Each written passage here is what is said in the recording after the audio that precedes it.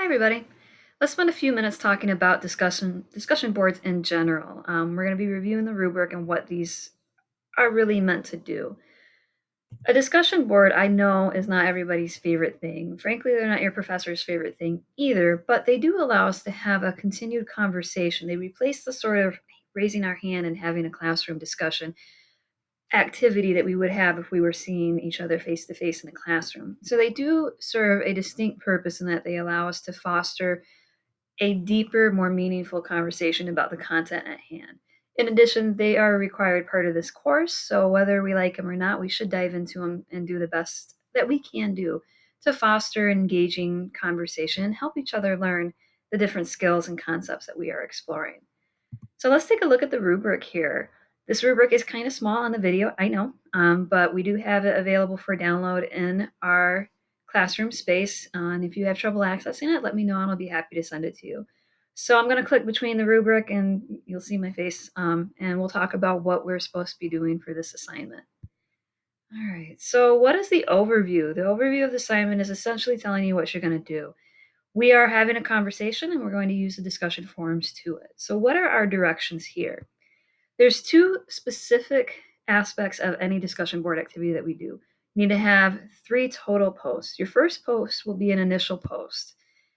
And what we want to do for our initial post is write up a response of 1 to 2 paragraphs to whatever prompt it is that I give you.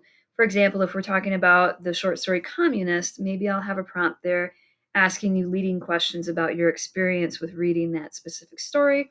You reply to that those questions in your initial response. And your initial response will always be due by Thursday, 11:59 p.m. We do that because if you were anything like me when I was a student, I would always wait till the last minute because procrastination is a thing.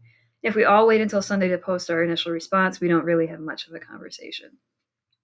So that's the first component of a discussion board forum.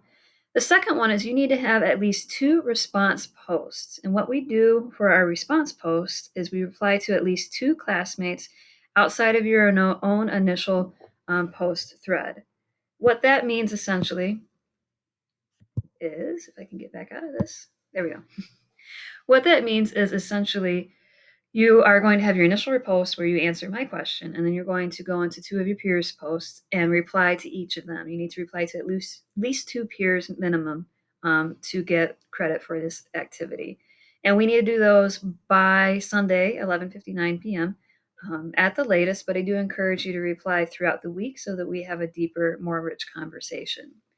So let's take a moment to look at what we call our key elements, and that's the components of the rubric. I'm not going to go through everything that's in this table because you guys can review it on your own, but I'm going to hit the key highlights and how we get the most points out of this activity. The first critical element that we have is comprehension.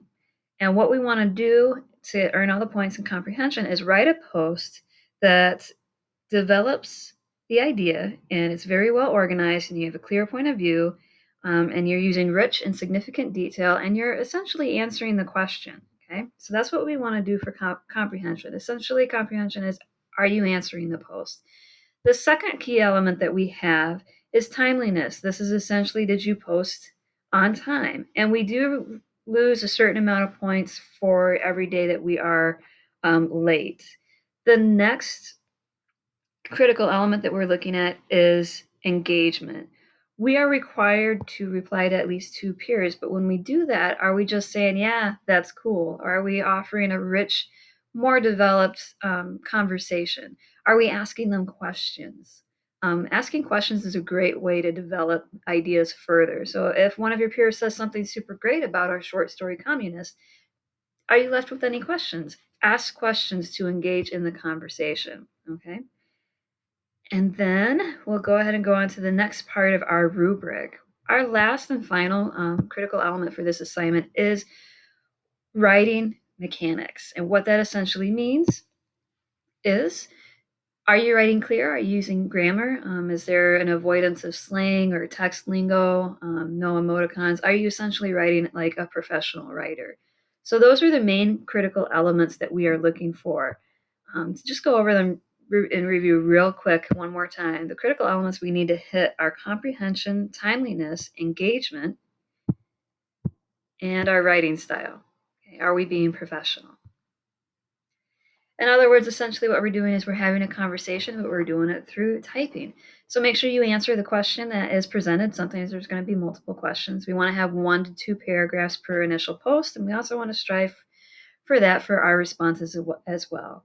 Make sure that you post your initial response no later than Thursday by 11:59 p.m. and make sure that you reply with some rich, engaging questions and conversation to at least 2 peers by Sunday, also at 11:59 p.m. If you have any questions at all, let me know. You can hit me up in chat. We can text each other. You can call me.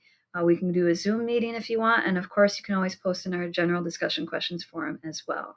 So I know discussion boards might not be our favorite, but they are beneficial. So let's do our best, and you definitely got this.